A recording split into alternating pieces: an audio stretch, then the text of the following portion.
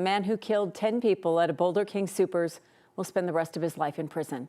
That sentence came after a jury convicted him this afternoon on all counts. Jury did not buy the defense argument that the shooter was insane on March 22nd, 2021. They deliberated about 5 hours. Kevin Vaughn from our 9 News Investigates team has been in court every day of this trial. Joins us now from Boulder. Kevin, this was a long time coming for the victims' families.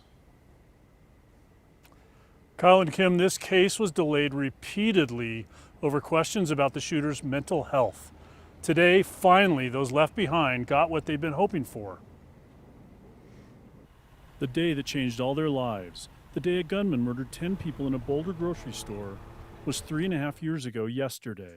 All right, please be seated. For those left behind, seeing the killer face justice took 3.5 hours today in a packed courtroom. It's our understanding that the jury has reached a unanimous verdict. Is that correct? After 5 hours of deliberation, Jury verdict count number 1 as to Nevin Stanisic. We, the jury, find the defendant, Ahmad Alyssa, guilty of count number 1, murder in the first degree. guilty on 10 counts of first-degree murder. Guilty of count number 2. Guilty on 45 other charges.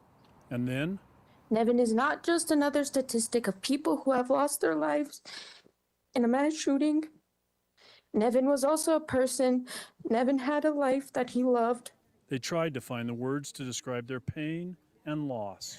I was numb to the majesty of the Flatirons, a gorgeous sunrise or sunset. In fact, I did that. I couldn't cry. I couldn't feel joy or be happy. I couldn't get angry. There were days when I couldn't even get out of bed.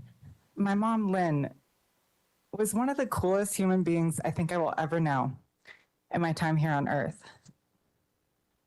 And thinking about that and thinking about what to say here today. So I could have been right by Eric's side.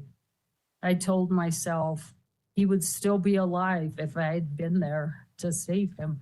Finally, judgment. Count 2, murder in the first degree, as it relates to Kevin.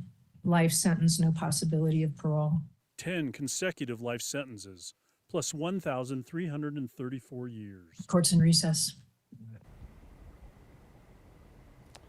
Once the judge handed down that first sentence of life in prison without parole, she effectively guaranteed that the shooter would never again be free.